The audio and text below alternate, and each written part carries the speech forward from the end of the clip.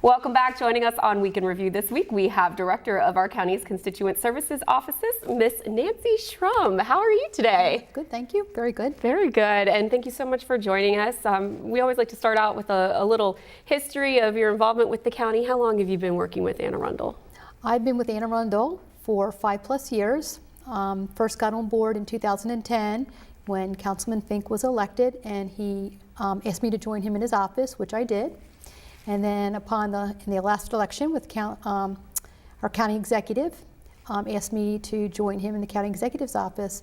So I gladly accepted the invitation. And tell us, for the folks out there that might not know, what Constituent Services is all about, what your role as director, what you do. Well, Constituent Services, we are the direct link to the county executive's office. So when a citizen has an issue, they're seeking information or resources, they contact us via email, phone call, and we respond. And we respond to everything. Even if it's not a resource or service that county provides, we will connect them with the appropriate state agency, nonprofit. We make sure we connect the two, meaning the get them where they need to be. Exactly. Yes. Yes. So you're probably getting a lot of phone calls, a lot of emails every day, and you're filtering that. About how large is your staff? It's myself and 3 others, Michelle, Pat, and Sarah. Our correspondents. Our correspondents are in the field. Our viewers know them well. We do. But you all do a really good job, Nancy, and the constituents get a quick response. And I think it's important that they know when they call that someone's going to research and deal with their problem. Well, what we remember every day at work is that we work for the people. And I feel very strongly about that. We cannot always provide that positive outcome that they might be seeking, but we're responsive. We do site visits, we are in people's homes, we help organize community events, we get involved with projects, we're all over the map. And this is definitely not an 8 to 5, because you are going to homeowners meetings, you're going to events in communities. We see you out and about everywhere. So yeah. It's not the standard 8 to 5 job. It's 24/7. We're where we need to be. And even when it comes to with technology today, people can reach us easily on our phones, and we answer our phones. Let's talk about, everybody in the administration and county government has special projects, and you are no exception to that. Tell us a little about Not My Child and how, I can't even remember now how you got involved in this, but it's really taken on it's become a big effort. Well, Not My Child, the theme Not My Child, came about as a result of the county executive forming the Heroin Action Task Force. So as part of that team, I thought to myself, well, what can our contribution be? Community outreach. And I had initial meeting with a few parents, because as soon as the county executive made that announcement, January of 2015, public health emergency, our phones started ringing. People wanted to get involved. So light bulb went off, heroin town hall. Mm-hmm. And to start the conversation, provide resources. And then we had to come up with a theme, Not My Child. And when it came up with a theme. Which is like, not my child. Exactly, because all just so everybody knows. Gotcha. Kristen wasn't sure what that. Right, thank you for clarifying. Well, because all parents, not my kid, wouldn't think of that. But what we're finding with heroin, it doesn't discriminate. And it's a huge problem in our community. It's in all our neighborhoods. It's in all our schools, public and private, and any neighborhood. This isn't about socioeconomic background. And we are now working very hard to keep a conversation alive, to reduce the stigma that parents feel is there for them when it comes out that their child has a problem. They're embarrassed by it. We want to reassure them there's no reason to be embarrassed, that we want them to know the community is behind them. We want to support our families and our friends and our neighbors, because we want everyone to be healthy. And when someone finds their way into addiction, and it happens for a lot of different reasons, there's support that's needed for the family too, not just the addict, because addiction tears apart families. So we're working very hard. Any community that will have us will come out. We have a panel discussion. We take it into a Q&A. We have resources for meaning recovery services, treatment, outpatient and inpatient, what's available to people in Anne Arundel County. We highly promote our mobile crisis team. Jen Corbin is the director. They're at your doorstep immediately upon a phone call to the warm line.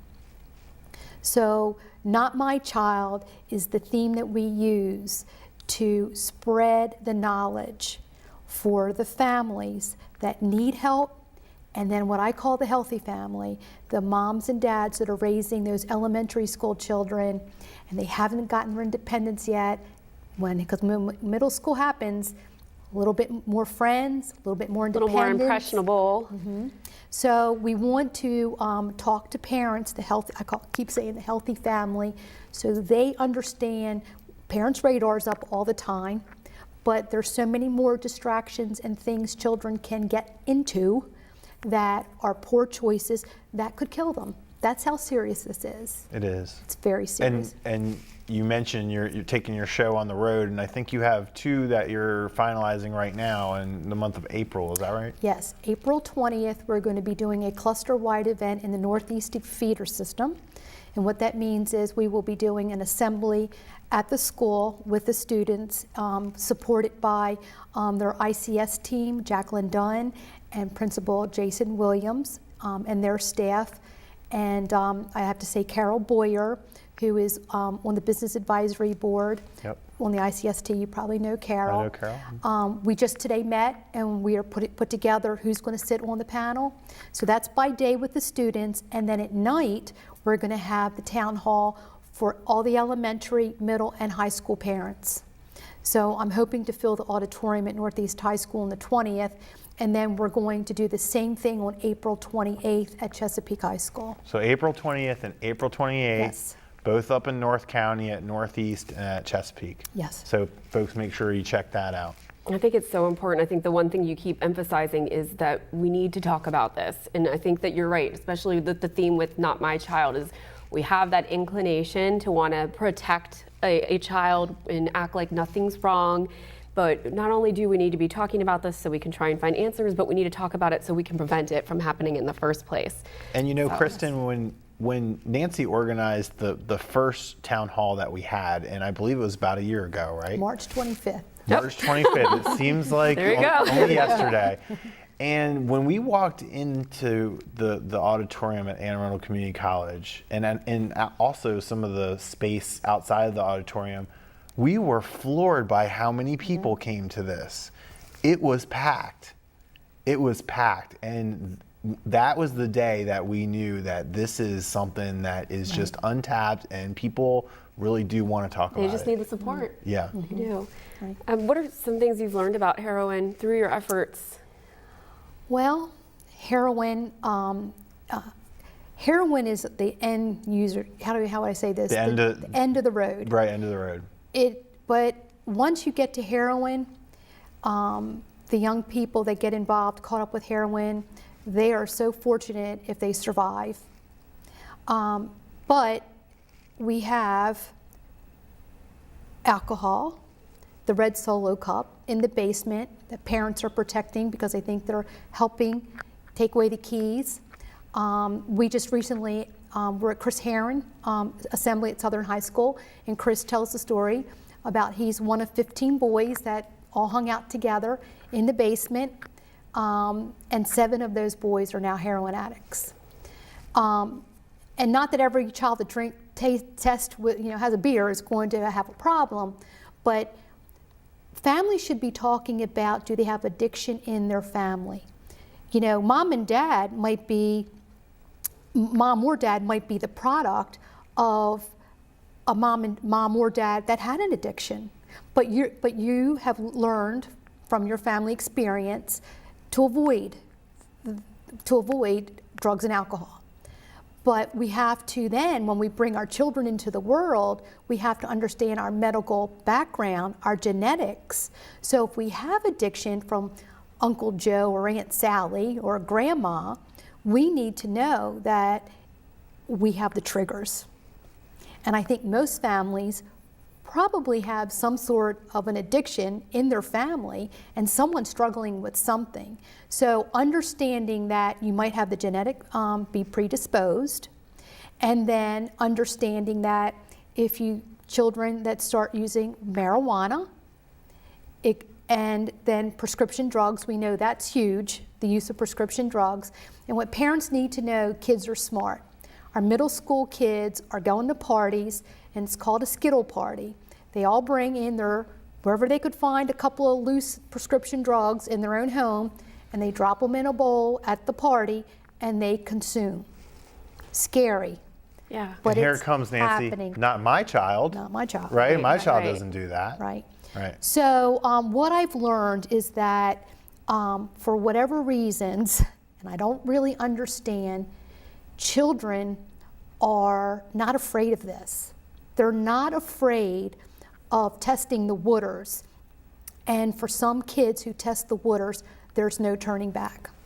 And that's what we have to understand, and we have to get across with the kids.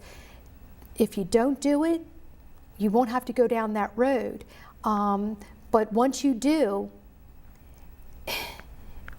the outcome for majority of folks is it's death. I'm just going to say it. It's death.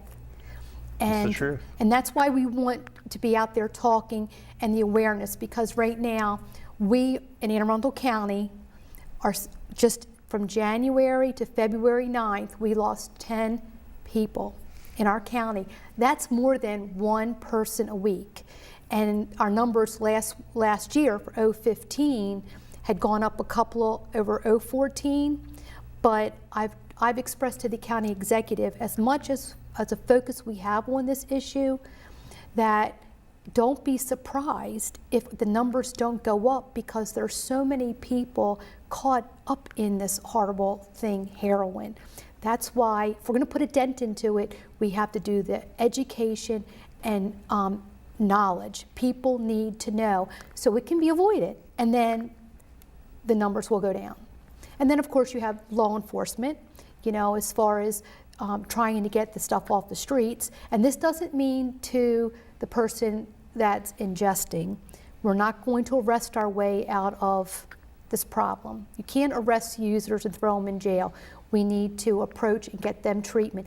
It's the distributors, it's the bad guys that are making $1 off of the potential loss of life. As the chief says, selling slow death. Mm-hmm. Well, Nancy, thank you so much and the awareness part of it and the education, there can be no doubt that from a year ago today, there are so many resources that people can obtain from the county. We have on our YouTube page so many products now that you can watch with your kids and with your family.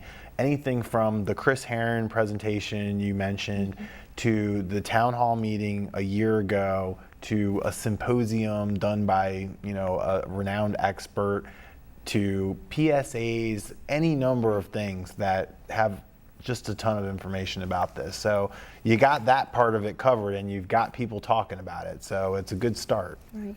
And we're going to keep it going. And Yep. that's what I expressed at when I met with the two schools today. I said it's one thing for us to do this one-day event, but now we have to determine, how do we keep the conversation alive? Because I personally, this is just me, I feel the conversation needs to be in the schools with the kids, so we can arm the kids with this information. So more importantly, if there's a child that's struggling, we want them to be able to reach out to a teacher and say, I need help. Mm-hmm. Even if it's, I need help because home life isn't good, because there's so many factors that will cause a child to self-medicate. Mm-hmm. Mm-hmm. And so it's really identifying our children that are hurting so we can help them, and then they can grow up to be healthy young people, and that's what it's all about. I appreciate all your work on Not My Child, and if folks want to get in touch either regarding this subject matter or any other reason that they want to reach out to constituent services, what's the best way? simply give us a call, 410-222-1821. You'll just ask for constituent services, and they'll move you on to our office. And then you can, we're on the website, just look us up on the county website, contact us via email, and my information along with Sarah, Michelle, and Pat, we're all online. And just to reiterate what you said earlier, you answer emails, you answer calls, all hours of the day. So thank you so much for your service to the county.